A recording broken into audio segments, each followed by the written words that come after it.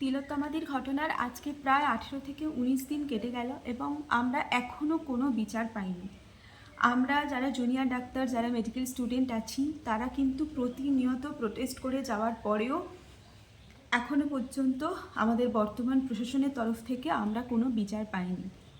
জানি না আদৌ কোনোদিনও এই বিচার পাবো কি না, বাট আমি আজকে অ্যাজ আ মেডিকেল স্টুডেন্ট, একটা মেয়ে হিসাবে, কারোর বোন হিসাবে, আজকে আমি কারোর বন্ধু হিসাবে, কারোর মেয়ে বন্ধু হিসাবে আজকে আমি তোমাদের সাথে কতগুলো কথা শেয়ার করতে চাই। অ্যান্ড আজকের কনভারসেশনটা খুব হার্ট টু হার্ট হবে। আমি কোনো স্ক্রিপ্ট বানাইনি, কিছু করিনি, জাস্ট এই ঘটনাটার পার্সপেক্টিভে আমার কি চিন্তা ভাবনা বা আমি অ্যাজ আ মেডিকেল স্টুডেন্ট এটার জন্য কতটা এফেক্টেড হয়েছি, অ্যান্ড তার সাথে থাকবে আমার নিজের এর পারিপার্শ্বিক আরও কিছু সম্বন্ধে যেটা ধারণা।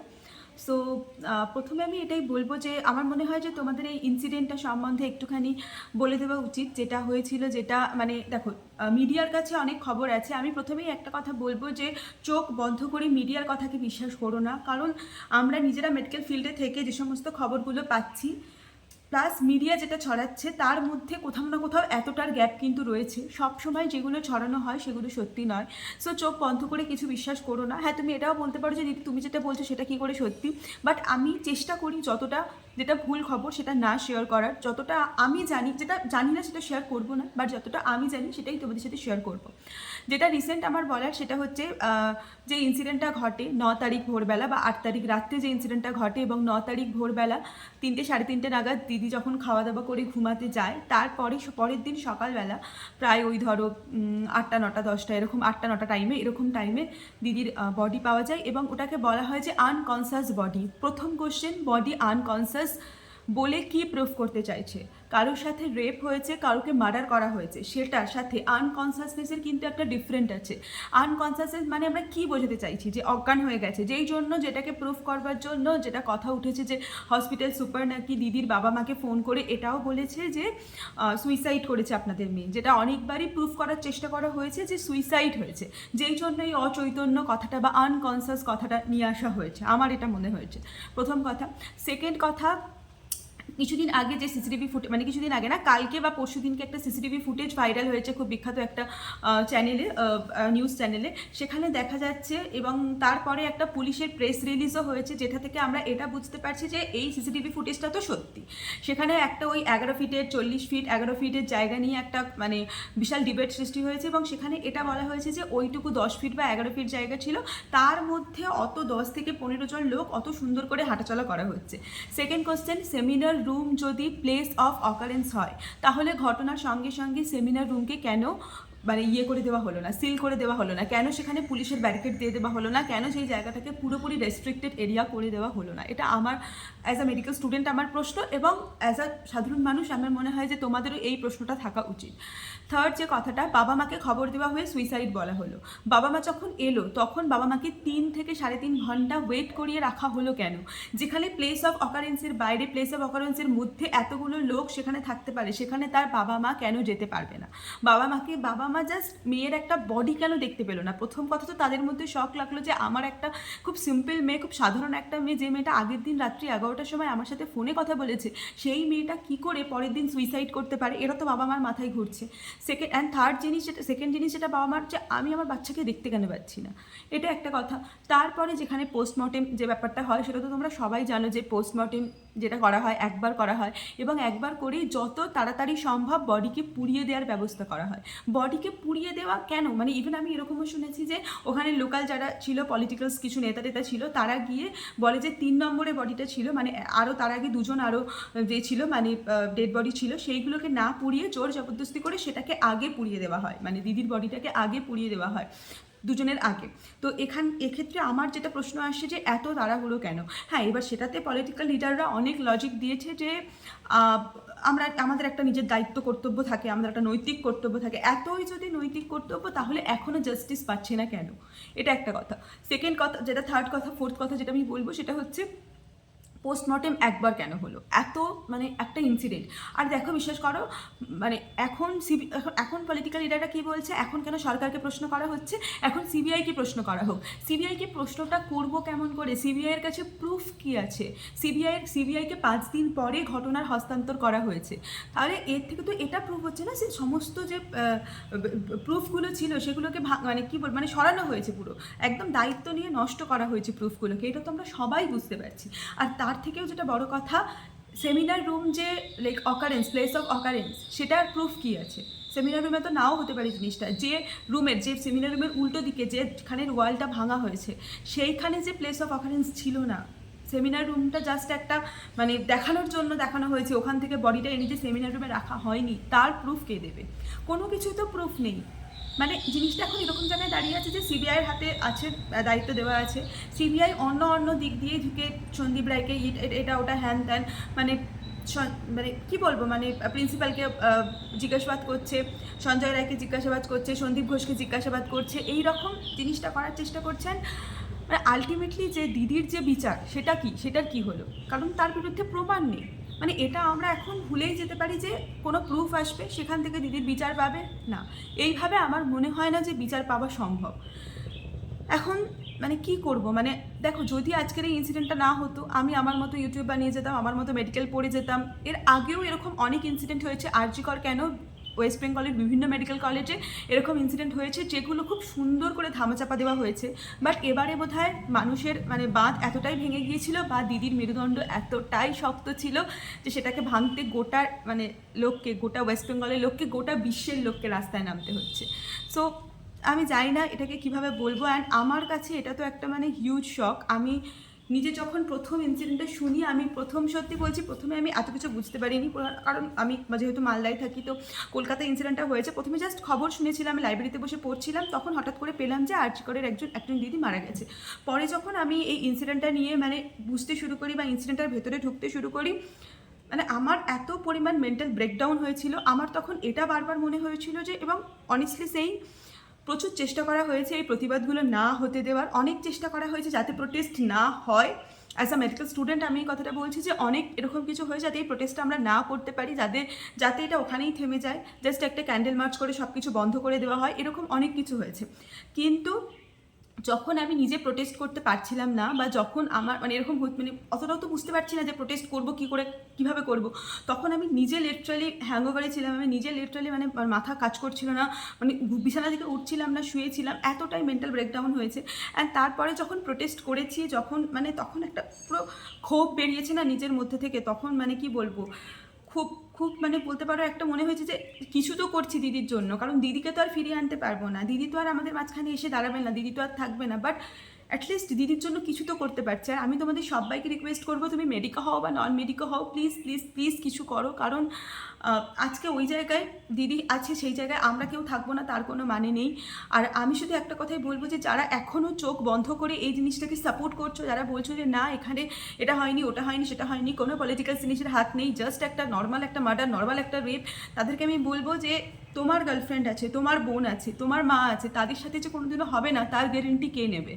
আর তুমি যে মেয়ে হয়েও এই জিনিসটার অপোজিশন করছো না, আমি তাকে বলছি যে তোমার সাথেও এটা হতে পারে, নাকি নিজের সাথে হলেও এটার কোনো পরোয়া করবে না, তখনও বলবে যে না এটা ঠিকই আছে, এটা কোনো পলিটিক্যাল জিনিস না।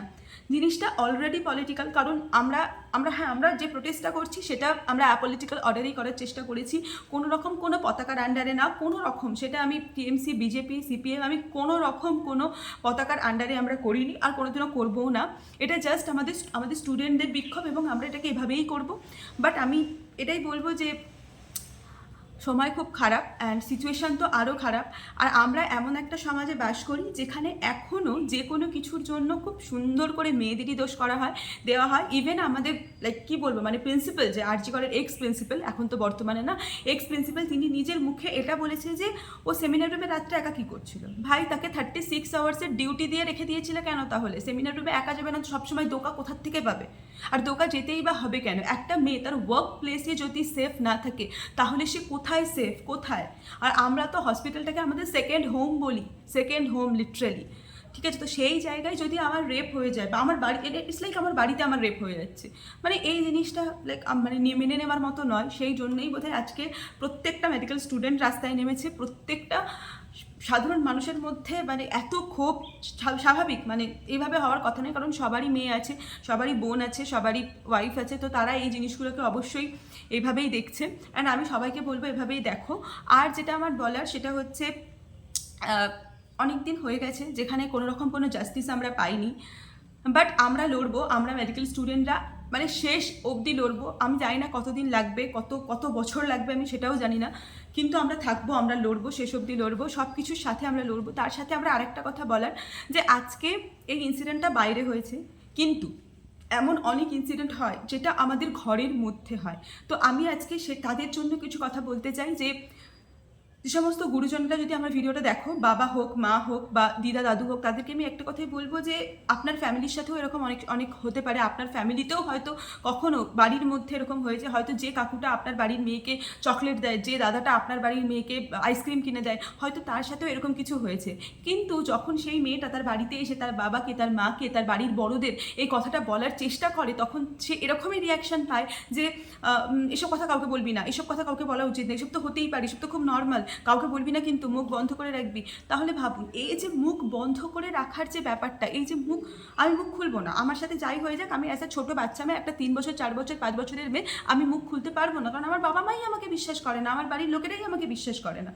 এই ইনসিডেন্টের শিকারও কিন্তু আমরা অনেকে, ঠিক আছে? আমি নিজের পার্সোনাল এক্সপিরিয়েন্স থেকে বলতে পারি, এরকম কিন্তু অনেকের সাথে হয়। তো বাবা মাকে বলবো, প্লিজ বি সেন্সিটিভ। আপনার বাচ্চা যদি বলে যে হ্যাঁ এরকম হয়েছে আমার সাথে, তাহলে তৎক্ষণাৎ তার নামে গিয়ে ডায়েরি করুন। সে আপনার যত কাছেরই ফ্যামিলি মেম্বার হোক না কেন, সে যদি নিজের বাবাও হয়, সে যদি নিজের কাকাও হয়, নিজের দাদুও হয়, যেই হোক। এখন যদি আমরা এই জিনিসটাকে ছেড়ে দিই, এরাই কিন্তু বড় হয়ে বড় বড় বড় বড় ধর্ষক তৈরি হয়। আর কিছু বলার নয়, আর কিচ্ছু আমার বলার নেই। কারণ এই ফ্যামিলির এইগুলোকে কী করে মানে একটু অন্তত চোখ কান খোলা রাখুন, ঠিক আছে, যাতে নিজের ফ্যামিলিকে অন্তত বাঁচাতে পারেন। কারণ আমি মানে গ্যারেন্টি দিয়ে বলতে পারি 70 to 80% মেয়ে এরকম আছে যারা ছোটোবেলায় মলেস্টের শিকার হয়, কিন্তু তারা কোনোদিনও সেটাকে বলতে পারে না। বাট এই জিনিসগুলোকে চোখ বন্ধ করে, মুখ বন্ধ করে সহ্য করার কিন্তু কোনো মানে হয় না। আর যেটা একটা কোশ্চেন যেটা সবার ওঠে, এবং আমার ভিডিওতেও অনেকে এরকম কোশ্চেন করেছো, যে দিদি তুমি ছোটো ছোটো ড্রেস পরো, তার মানে তুমি ডিজার্ভ করো তোমার রেপ হবে। মানে how shameless people is even, মানে আমি জাস্ট অবাক লাগে আমার এটা ভাবতে, যে এখনও একটা মেয়েকে তার ড্রেস দিয়ে জাজ করা হয়। আজকে আমি 3/4 জামা পরে বসেছি, তোমাদের কারোর কোনো কমেন্ট নেই, তোমরা তো કોઈ ভালো কমেন্টও করতে আসো না দুটো। যদি আমি আজকে স্লিভলেস জামা পরে বসতাম, এই তো দেখো রেপ হবে না কেন? এই যে স্লিভলেস জামা পরে বসেছে, এর তো রেপ হবেই। জিন্স পরে ঘোরে, এর তো রেপ হবেই। ক্লিভেজ দেখায়, এর তো রেপ হবেই। এই জিনিসগুলো থেকে কবে বেরোবে ভাই? 3 বছরের মেয়েটা কী ক্লিভেজ দেখিয়েছিল? 6 মাস 7 মাস 8 মাসের মেয়েটা কী ক্লিভেজ দেখিয়েছিল? 80 বছরের যে বয়স্ক মহিলাটা আছে না, সেই মহিলাটা কী ক্লিভেজ দেখিয়েছিল? সে কী বডি শো করতে চেয়েছিল? তাহলে তাদের সাথে কেন রেপ হচ্ছে? হ্যাঁ, তুমি আমার ভালো চাও, সেটা আমাকে ভালো মানুষের মতো বলতে পারো, নাকি এভাবে বলতে পারো তোমাদের তো রেপ হবেই, তোমরা তো ক্লিভেজ দেখিয়ে ঘোরো। তো ইটস নট লাইক। আমি শুধু একটা কথাই তোমাদের সবাইকে বলতে চাই, যে দিদিটার সাথে ইনসিডেন্টটা হয়েছে, সে হসপিটালে ছিল, প্রথম কথা। সেকেন্ড কথা, সে হসপিটালে আমাদের একটা ড্রেস কোড থাকে, কুর্তি লেগিংস, অনেকে লাইক পরে, বাট আমার মনে হয় যে দিদি কুর্তি লেগিংসেই ছিল। অ্যান্ড থার্ড, সে হোয়াইট কোট পরেছিল। তাহলে না তো এটা প্রফেশনের বেসিসে হয়, না তো এটা ড্রেসিংয়ের বেসিসে হয়, না তো এটা লুকসের বেসিসে হয়, কোনো কিছুর বেসিসেই হয় না। রেপ হওয়ার থাকলে হয়। আমি এটাই বলবো যে তোমরা অ্যাজ আ হিউম্যান বিং নিজেদের মেন্টালিটিটাকে বদলাও। আর অন্যের বাড়ির ছেলে, অন্যের বাড়ির মেয়েকে জাজ করার আগে নিজের বাড়ির ছেলেকে মানুষ করো। কারণ একটা মেয়েকে কখনো তুমি বলতে পারো না সে রাত্রি 9টার সময় কেন থাকবে। রাত্রি 9টার সময় আজকে যদি তোমার হাজব্যান্ড অসুস্থ হয়, তাকে যদি নিয়ে তুমি হসপিটালে যাও, সেখানে যদি কোনো ছেলে ডাক্তার প্রেজেন্ট না থাকে, কোনো মেয়ে ডাক্তার যদি প্রেজেন্ট থাকে, তাহলে তার ট্রিটমেন্ট কে করবে? মেয়ে ডাক্তারটাই করবে, নাকি বলবে না আমার বর মরে যাক, মেয়ে ডাক্তারের ট্রিটমেন্ট করার কোনো দরকার নেই? কারণ আমরা তো চাই না মেয়েরা কখনো রাত্রে রাস্তায় নামুক, মেয়েরা কখনো রাত্রে ডিউটি করুক।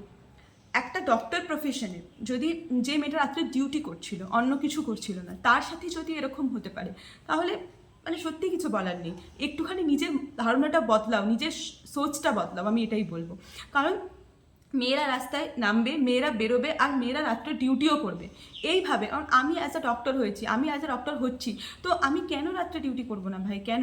আমার উদ্দেশ্যটা কি? আমার উদ্দেশ্যটা পেশেন্টের জীবন বাঁচানো, সেটা দিনে হোক বা রাতে হোক। রাতে তো আরও বেশি পরিমাণে দরকার। আর আমাদের সত্যি বলছি, এভাবে ডিউটি ভাগ করা হয় না যে ছেলেদের রাতে দেওয়া হবে, মেয়েদের রাতে দেওয়া হবে না, এইভাবে হয় না। ইভেন আমাদের সিএম এটা বলেছেন যে মেয়েরা যাতে রাতে ডিউটি না করতে পারে তার ব্যবস্থা করবে। কেন? কেন?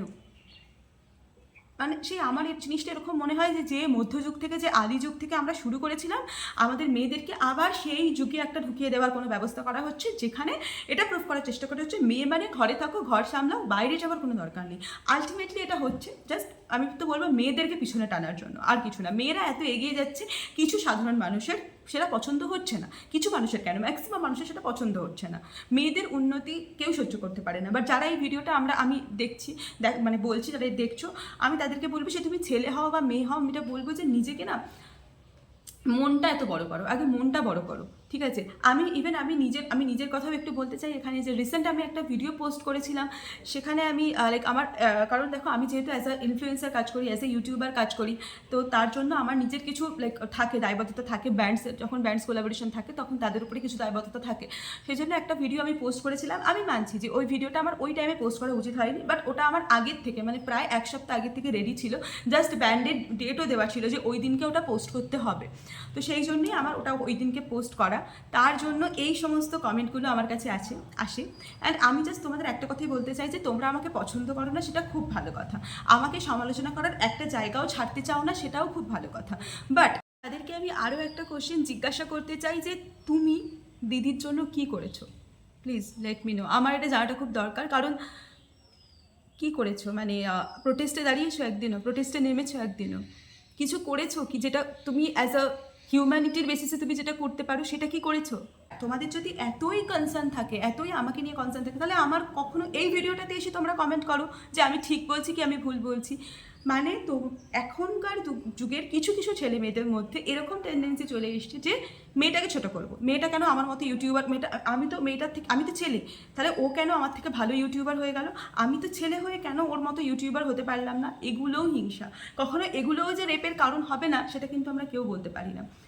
সো আমি এটাই বলবো যে এখন মানে মাঝে মাঝে এটা সবার মনে হয় যে আমার মা মাঝে মাঝে মনে হয়, আমার মা আমাকে বলে যে যখন তোরা হয়েছিলি তখন কত খুশি হয়েছিলাম। এখন সব সময় চিন্তা হয় যে দুটো মেয়ে বাইরে থাকে, কি করে কি হবে, কি করে চলবে। মানে রাত্রে ঘুমোতে পারি না, যতক্ষণ না সকালে উঠে তুই ফোন করিস ততক্ষণ মানে শান্তি হয় না। যতক্ষণ না সকালে উঠে বোনকে ফোন করিস, যতক্ষণ রাত্রে ঘুমোতে যাওয়ার সময় বোন ফোন করে, ততক্ষণ মানে ঘুম হয় না।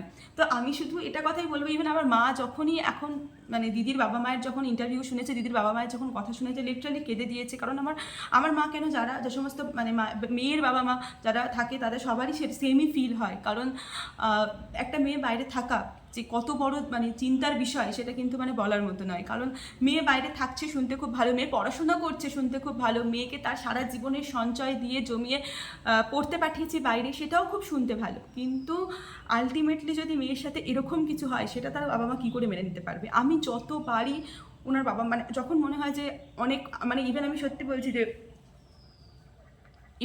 বলছি যখন আমি মেডিকেল কলেজে, এখন আমি একটু বাড়ি এসেছি, এক সপ্তাহের মতো জন্য বাড়িতে এসেছি। তার আবার পরে গিয়ে প্রোটেস্ট করব, কারণ অলরেডি 15 দিন মতো প্রোটেস্ট করে এসেছি আমি ওখানে। তো ওখানে প্রোটেস্ট করার সময় আমার এরকম মনে হতো যে আমার এক্সাম ছিল মাঝখানে, আমার সেমিস্টার এক্সাম ছিল, এটার মাঝখানে সেমিস্টার এক্সামও দিয়েছি। এক্সাম দিয়ে আসতাম, 1 ঘন্টার মধ্যে খাওয়া দাওয়া শেষ করে আবার প্রোটেস্টে যেতাম, রাত্রি অবধি প্রোটেস্ট করতাম, পরের দিন সকালে গিয়ে আবার এক্সাম দিতাম। তো এরকম সিচুয়েশানে আমার মাঝে মাঝে যখন মনে হতো যে আমি মোটিভেশন পাচ্ছি না, আমার শরীর টানছে না, লিটারালি ব্যাক পেন শুরু হয়ে গেছে, মাথা ব্যথা শুরু হয়ে গেছে, কোমর যন্ত্রণা হচ্ছে, তখন দিদির বাবা মায়ের ওই কথাগুলো শুনলে মনে হতো না, প্লিজ এটার বিচার চাই, এটা এভাবে এত সহজে এটাকে ছাড়া যাবে না। কারণ আমরা প্রোটেস্ট করছি, আমাদের লাইফে খুব একটা বেশি কিন্তু ফারাক পড়ছে না, কিন্তু যাদের লাইফের ফারাক পড়বে সেটা হচ্ছে বাবা মা কিন্তু সন্তানহারা হয়ে গেল, তারা কিন্তু চাইলেও আর কোনোদিনও বাবা মার কাছে ফিরে আসবে, মানে বাবা মা তার মেয়েকে তার বাবা মার কাছে ফিরে পাবে না তার বাবা মা।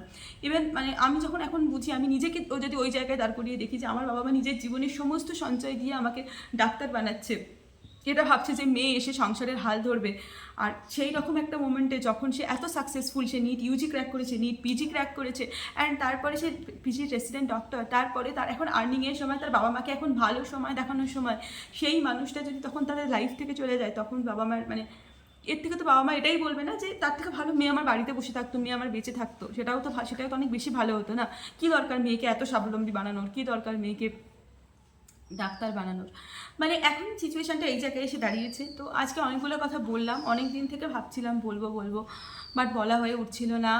আমার নিজের মানে মেন্টাল অবস্থাটা ছিলই না যে আমি কিছু ভিডিও বানাবো, কিছু মানে করবো, কিছু মানে ইম্পসিবল হয়ে গিয়েছিল আমার জন্য। তো আমি তাই জন্যই আমার আরও বাড়িতে আসে যে এই জন্যই আমি বলতে পারো একটু বাড়িতে এসেছি, কারণ আমার মেন্টাল অবস্থা একদম খারাপ ছিল, মানে খুব বাজে ছিল, এবং আমি নিজেই বুঝতে পারছিলাম না যে আমার কী করা উচিত, কী করা উচিত না, মানে আমি এখন কি করবো। এবার সবচেয়ে আমার বাজে লাগছিল যে আমি কিছু করতে পারছি না কেন, মানে আমি তো প্রোটেস্ট করছি, বাট আমি আর কি করতে পারবো, যার জন্য এই জিনিসটা। কারণ আমি যে সমস্ত জিনিসগুলো শুনেছি, স্পেশালি মানে যেভাবে বডিটা পাওয়া গিয়েছিল, তার বাবা যেভাবে বডিটা দেখেছিল, অ্যান্ড